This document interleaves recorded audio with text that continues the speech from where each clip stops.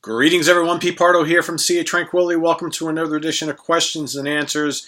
Today, we're going to tackle a bunch of questions from you that you guys have submitted over the last week. Now, as of course, there were over 100 of them, so obviously we're not going to get to all of them. So if you don't hear the questions that you asked, probably means it's already been asked before and answered before. That we actually are getting a lot of those lately. So there's a lot of repeat questions. So, hopefully you guys are going back into the archives and watching the old episodes, right?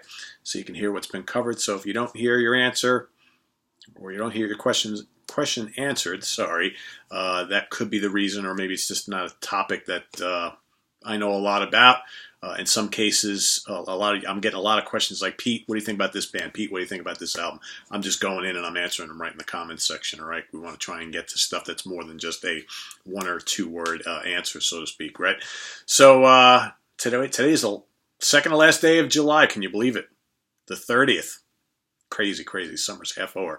All right, first question from Kevin D. Hey, Pete, there are a few bands that I am venturing out past greatest hits albums and digging deeper, thanks in part to you. Awesome.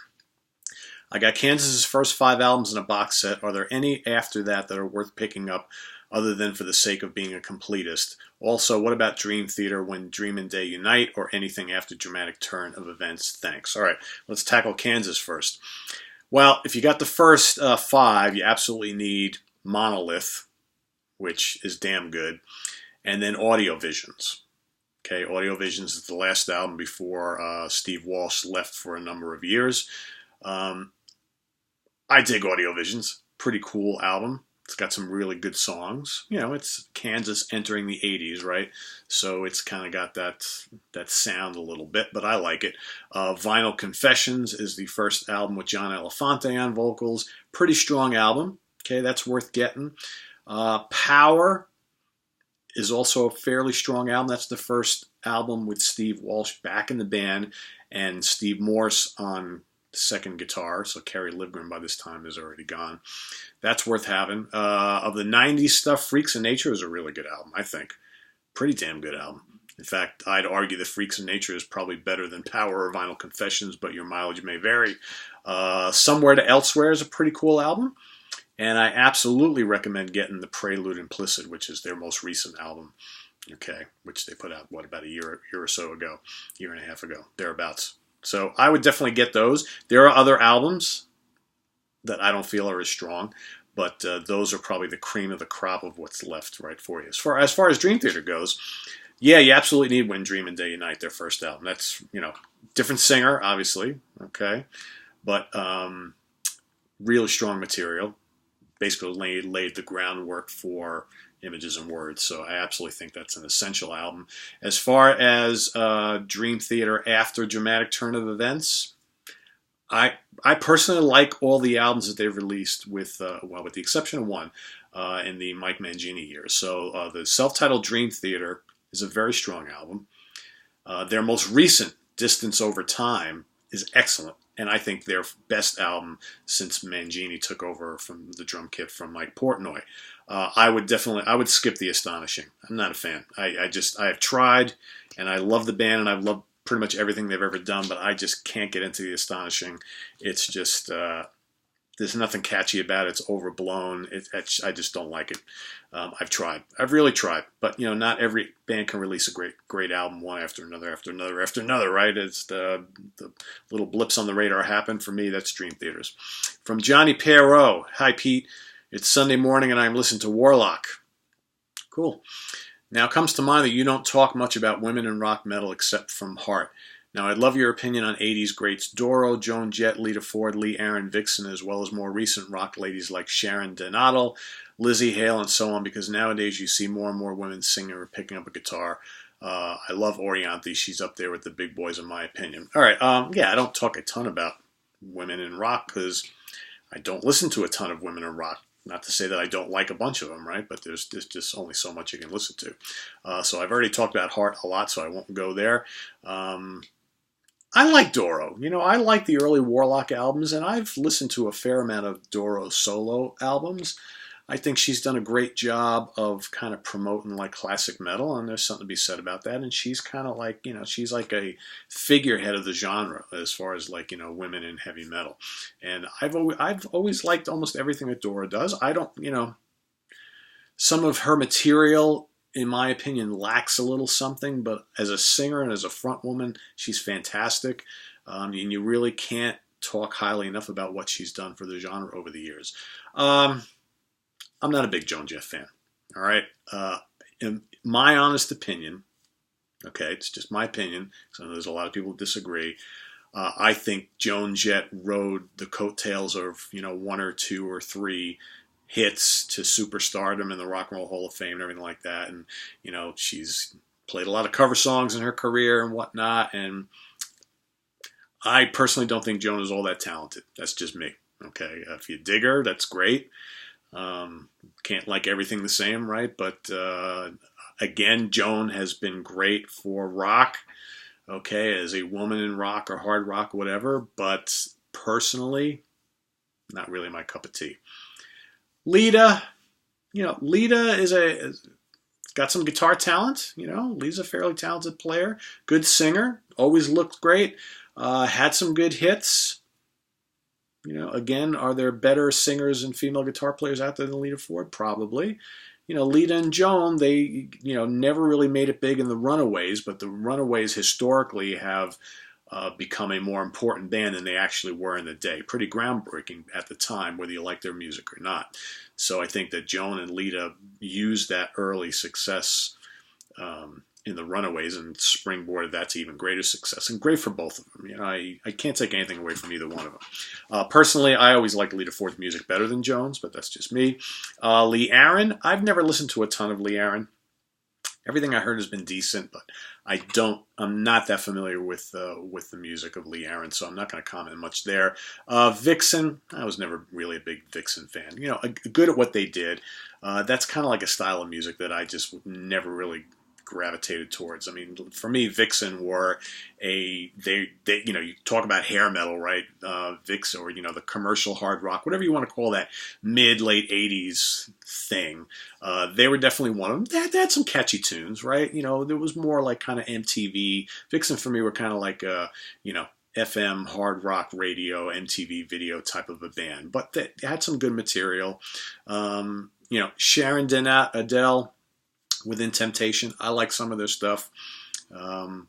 Again, I think I jumped on the whole like kind of female-fronted symphonic metal, power metal type of thing back like 10 years ago, and then all these bands started coming out of the woodwork, and I just like, I couldn't take it anymore. But Within Temptation, I dig them. I'd much rather listen to Epica or Nightwish. Okay, personally. All right, that's just me. Lizzy Hale, I've never really gravitated towards her music. She's gonna be opening up for Alice Cooper next week, so I'm actually gonna get to see her live in concert for the first time. You guys will hear a little bit about that as I do the review. Orianthi, great guitar player. I really dig. I saw her with Alice Cooper a couple years back, and I thought she was fantastic. So there's plenty of female rockers around. In fact, we have another question coming up about female singers and what have you, so we'll cover that a little more in depth. From Thomas Sharpless. Pete, as always, you rock. Thank you, Thomas. My question today might stir some controversy, so my apologies in advance if you choose to discuss this on the channel. What famous guitarists do you think are the most overrated and undeserving of their accolades? All right, well, it's not for me to determine whether someone is undeserving of accolades, right? But I can definitely tell you if I think that some of these guys are a little under or overrated as far as players go. Now, you can't deny what he brought to the table for millions of young rock listeners or music listeners, okay? Whether it be some of the songs that he wrote, his vocal style, there was something about this guy that appealed to a lot of people. But man, I just never thought Kurt Cobain was a good guitar player. And I would see, I've seen these like Rolling Stones, top guitarists of the last 50 years, blah, blah, blah, whatever, all these other, lists and what have you. And Kurt Cobain shows up pretty high on so many of them. I'm like, seriously? Nothing against the guy, but the guy was not a very good guitar player, in my opinion. All right. Another guy that I'm sorry, I know he's got a unique sound and he's good at what he does, but the Edge from U2, I just don't get it. For me, if I don't listen to U2's music to hear guitar, and I know he's more into like textures and things like that and sound effects and effects, but I don't know, just doesn't do anything for me. On the same token, Tom Morello from Rage Against the Machine and all the other things he's done, Tom, I don't know, he's a really cool guy, but his playing doesn't do a hell of a lot for me. Sorry. He does all those crazy noises and stuff, and I know that's kind of neat, I guess, for some people. Yeah. I think Slash is a decent enough player. What he does, I think Slash is a really good blues rock player. I think he's a little he's a little overrated, but I still think he's a fine player. He's just kind of got that kind of sloppy but still kind of cool style that like Jimmy Page and Joe Perry and what have you made very famous. And so I give him credit. I don't think Slash is a top 10 all-timer guy, which I've seen, right? But I think he's a little overrated, but still a decent guitar player. On that same token, I always thought Joe Perry was a little overrated. Personally, you put him up against Brad Whitford. I always thought Brad Whitford was a better player, personally. And again, I'm not trying to knock Joe Perry because I do like Joe Perry and I love vintage Aerosmith, right? I just think that maybe he's not a greatest of all time kind of guy. So maybe I think he's overrated. And I know most people, when they think of Aerosmith, that Joe Perry gets all the accolades, and I think that Brad Whitford is actually a superior guitar player. Just my opinion. Okay. From My Cubicle Penguin. Hey, Pete, first off, I want to thank you for consistency and quality of your videos. It's always interesting to hear your thoughts, and to be introduced to new bands is always a good thing. Very cool. Mission accomplished. I wanted to ask, how important are album covers to you? Over the past 6 months, I've become a huge Thin Lizzy fan, and the first album that really drew me in was Nightlife. The front cover and the title track alone gave the entire band a sort of late night in the big city vibe that I will always associate with them, particularly Lynette's voice. Given that, I was wondering how important an album cover is to the vibe you get from an album artist. Thanks again. Well, when I was younger, it was a big deal, right? Back when I was a kid, you bought many albums, talking LPs, for the cover art, and then you would sit and you would listen to these things. You got the music playing while you're looking at the album, opening up, reading the lyrics. So it was like a package deal. Okay. But, quite frankly, today, I buy CDs, and while I still like, cool CD art, am I buying the new Marcus King Band CD based on the cover, right? Not really. This is kind of pedestrian, cool for what it is. It gives you, I guess it gives you a vibe of what the album is about, which is really rootsy and all that kind of stuff, and here, and, about the South and all that. So, okay, I guess, or, the artwork to the new Big Big Train, right? Cool for what it is. It's got Neoprog stamped all over it. But quite frankly, am I like sitting and staring at this for hours? Not really. So I think that a lot of bands and artists, another one, John Arch, Jim Mathios, yeah, kind of neat for what it is. But again, for me, is not going to pull me into the album, and I'm not going to be sitting and staring at it for hours on end. So I think that era kind of has ended. We go back to the 70s and even the 80s. You had a lot of bands and artists who spent a lot of time creating the cover art, the LP cover art, and stuff like that. And while some bands still do that to this day, I think that's kind of like a lost talent in music, or a lost element of music releases nowadays. So would it be cool? I guess if I were to stop buying CDs and go back to collecting LPs, which I'm not going to do because I'm too far past that at this point. Maybe I could rediscover some of that. But right now, for me, it's the music. It's all about the music. So, but I do, the album cover art for me has dropped down a little bit on the scale, but I still love opening, I really love CD booklets where they have, give you an explanation of what the album's about, who played on it, maybe a little essay about the band, all especially like the reissues and remasters. Oh, I totally get off on those. It's like reading a little book, right? So that I still like. From Russell Gentile. Pete, the question about early UFO being compared to Hawkwind made me think of your opinion of Hawkwind. I always like some of their stuff, but don't have much experience with them. Your favorite handful of songs? Oh my God, they have so many albums, so many great albums, and so many cool songs. I just jotted down a few off the top of my head. Paradox, The Psychedelic Warlords, Brainstorm, obviously, Master of the Universe, great tune, and Needle Gun, kind of like a early 80s tune, which I dig a lot. There's so many great Hawkwind songs. I know one of these days I'll probably get to a Hawkwind top 10 songs. That's going to be difficult, all right? Because sometimes for me, it's hard to pull songs out of Hawkwind albums. I tend to take Hawkwind albums on a whole, listen all the way through type of thing. A lot of the songs kind of bleed into each other, so that's going to be a difficult one. From Rand Kelly, hey Pete, if you had to choose 3 of your favorite bands that got better from their debut album and 3 that got worse, who would you come up with regardless of genre? Well, I think Opeth got way better after their first album and just kept getting better, right? So they're an obvious choice for me. Led Zeppelin, I think, kept getting better as a band. Okay, their first album was great, but man, I think you can safely say that they just kept climbing after that. Black Sabbath, first album is legendary, but man, then Paranoid, Master of Reality, Volume 4, Sabbath, Bloody Sabbath, for me, they kept getting better. Deep Purple, obviously, I know I'm giving you 4 here, but Deep Purple, obviously, the first, well, I guess Deep Purple doesn't count because their first 3 albums are good, but they became like a different band. So really, is their second album and third album any better than the first? It was with their 4th album that they really, really took off, right? So I guess we'll take Purple out of that. As far as bands that I think maybe got worse, I don't know about worse is good, but maybe not as good. I think Boston, that first album is so great. I don't know if anything they released after that could have really kind of held a candle. And while I love Don't Look Back, that's not nearly as good as the first album, nor is any album they put out after that. Bad Company is another one. They released a string of very solid albums, but quite frankly, I don't think any of them are as strong as that first album. Close, but not quite. Free is another one. I personally love the first Free album. It's just bluesy and gritty, and I think that, to me, is the best album they ever released.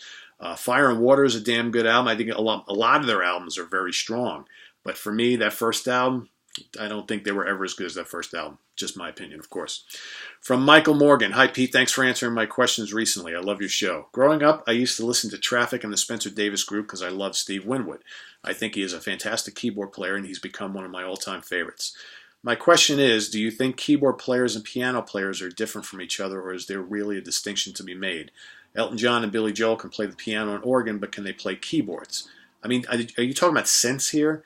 Okay, because there is a difference in knowing how to play piano and play organ and play synthesizers, and it has nothing to do with knowing the notes on the. And I'm not a keyboard player. It has nothing to do with knowing the notes on the actual keys. It's knowing how to work the technology behind the instrument. Okay, so let me get back to your question. Elton John and Billy Joel can play the piano and organ. Can they play keyboards? Winwood, Geddy Lee, and others can play keyboards, but can they play the piano? What do you think? Also, who are your favorite keyboard piano players? I've mentioned my favorite Winwood along with Geddy, Greg Lake, Elton, and Billy. By Greg Lake, I'm thinking you probably meant Keith Emerson, right? Because Greg Lake is not known for being a keyboard player. Thanks for sharing your knowledge and experience with music with us. Okay. I mean, there's obviously guys who are synth players. And Geddy Lee's a perfect example. Geddy Lee learned how to competently play synthesizers, right?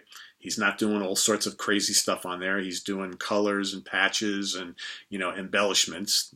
So I'm sure Geddy will be the first to tell you I'm not a really good keyboard player. And who knows if he knows how to play piano or not, I don't know. Billy Joel, Elton John, great piano players. I'm pretty sure they both can play organ. I mean, if you listen to that Attila album that we talked about on the on Forgotten Favorites show earlier, Billy Joel is all over the place on that Attila album, playing crazy heavy rock freakazoid stuff on a Hammond organ, right? So he totally can do that. I'm pretty sure Elton can hold his own on various different kind of keyboard players. But someone like a Rick Wakeman or a Keith Emerson, kind of a rare breed, man. They're fantastic piano players. Great organ players, and know their way around the synthesizers, learned all the technology, right, and all that kind of stuff, can program all sorts of stuff, do the pad, do all the crazy stuff, right? John Lord, a great Hammond organ player, pretty good piano player, also did some interesting stuff on synthesizers, right? Kerry Livgren. I think Kerry Livgren is a perfect example of someone maybe not much of a piano player, but knew his way around synthesizers and organs, right? Kerry Minier from Gentle Giant, I think, could play everything. Okay, Derek Sherinian. Derek, I think, knows his way around a piano pretty well, but man, can he rock the organ and any kind of synthesizer. Eric Norlander as well, from Rocket Scientists and various other bands. I think Eric, fantastic all-around keyboard player. So it all depends. There's some guys who are better than other things. As far as the favorites, like Winwood, great Hammond organ player. Really good guitar player, too. But I'm sure some of them, there's not that many there who are as well-rounded. Chick Corea, we'll go on the jazz side. Okay, Jan Hammer. These are guys who, also Joe Zawinul from Weather Report. A lot of the jazz guys, they can do it all, right? They are originally piano players who just learned how to harness their skills on the Hammond organ, and then they went and learned all how to play on synthesizers and all at various electronic keyboards. So I think like your jazz and jazz fusion guys, more than any of them, are well-rounded on all this stuff. Someone like a Kerry Minier or Rick Wakeman or Keith Emerson, I think, are outliers. That's not the norm when it comes to like rock guys. So from Drum Music Inc. Hey Pete, as always, excellent show. Thank you, Drum. My question involves the impending end of an era when Slayer hangs it up for good later this fall. Who do you think replaces them at the top of the pile as America's premier touring recording thrash band? I see Death Angel as a dark horse candidate. Their last 3 albums were killer, or possibly New York's own Overkill. Your thoughts on the viability of American thrash metal after Slayer is gone? Well, I think Overkill has just been killing it on albums and tours for the last million years. Overkill really never slowed down at all. For me, I think Overkill are pretty high up there. A lot of people talking Death Angel last couple of years. Their last couple albums have been pretty strong. They were a really good live band. I just don't think Death Angel have ever had the exposure or popularity that Slayer has had. So they're a real dark horse. Overkill, I think, is up there. Megadeth, obviously, might be the ones inheriting the throne. Metallica, obviously, is still out there, although the vast majority of old school fans don't take them seriously as a thrash band anymore. Okay, don't count out Testament. All right. Also, don't count out Lamb of God, who are very popular especially among the younger metal fans. And I think Lamb of God has some staying power, and I think they've been a viable, American thrash unit now for going on, whatever decade and a half. So I think when Slayer's gone, I think you're going to look at some of the old school bands like Megadeth, Overkill, maybe Exodus. Maybe not quite Exodus, but Overkill, Megadeth, Testament certainly, and then some of the younger ones like Lamb of God. From Dude Y. Hey Pete, what do you think of the Allman Brothers Band album Win, Lose, or Draw? It's turned out to be my favorite studio album by them. Highly underrated. From what I've read, a lot of tension was going on within the band when it was made. Yeah, I mean that was mid-'70s, so that was a band in crisis. You got drug problems, big time in the band, egos running wild, money issues, all sorts of stuff. Struggles over who was kind of fronting the band. There was a lot of conflict between Greg and Dickie at that point in time. Dickie was kind of like the main focal point of the band at that point. I'm not sure that Greg was too happy about that. Greg had his drug issues. Everybody had their drug issues at the time. So personally, I have the album. I like it. I don't hold it as highly as you do. I mean, I think the early albums are way better, as well as some of the later albums. But, got a couple really good tunes. I think my 2 favorite songs off that album are Can't Lose What You Never Had, which is a good, memorable rocker. That's old school Allman's right there. And Dickie's epic High Falls instrumental, which is just absolutely gorgeous. That's probably like the distant cousin to In Memory of Elizabeth Reed, minus Dwayne, obviously. But a really, really great tune. So it's a decent album, don't get me wrong. I like it. I don't quite think it ranks up there with some of the Allman's best, but hey, to each his own, right? From Cherry Carter. Hi, Pete. Keep up the great work. Don't know how you find the time. I don't either sometimes. I took off today. which is why I'm doing this. My question, should a band aim to sound like their records on stage? Last live gig I went to was about 5 years ago. Cold Chisel, an Aussie band. Do you know them? No, I don't. I left early. They sounded note for note like their records, and seeing them as small figures on a faraway stage, watching the big screen above them got me thinking, I paid big bucks, could have just watched the live Blu-ray of them on my honking great home theater, less hassle and crowds. What do you think? PostNote, I am nearly 60, probably a slack arse when it comes to live shows. Yeah. So I think in this day and age, right, most people who go to concerts, and I say most, let's talk about the general masses, right, who go to see live shows, they want the band to play the songs exactly like they heard them on the radio or on the album. That's the sad truth, okay? So it's very rare these days where you go see a band, get up there, and play more than 2 hours. I'm talking popular bands. More than 2 hours, play solos, do any kind of improvisation, change things. I mean, that just doesn't happen anymore on a mass scale, right? So we're talking about the mainstream stuff. You know, however, you got a lot of bands, I'll use Government Mule as an example, okay, who get up there and they play 3+ hours. They throw in some cool covers. They do long jams and improvisations. They take some of the arrangements of some of their classic tunes. They maybe change them up a bit. Maybe they play them acoustically. Maybe if they're acoustic, they play them electric. Like I said, they throw in some cool cover tunes, make them their own. I mean, that's, for me, what I want to see. You know, like, quite frankly, I don't want to go see, God, I'll just name a band. I don't want to go see Kansas, right, and have them play an hour and 10 minutes and just play the hits and, you know, no deep cuts or anything like that. And it's just, and every song sounds exactly the same as it does on the album. So I've seen Kansas a couple times where that was the case, but then I saw them more recently with their new, you know, couple new members, new vocalist, and it's like new life has been, you know, put into the band. They're doing some stretching out a little bit, playing some longer tunes, some old deep cuts and stuff like that. I mean, that's what I mean, you're going to see a live show. It's like you want the band to kind of show off a little bit, really. I mean, that's how it was when I first started going to shows in the early 80s.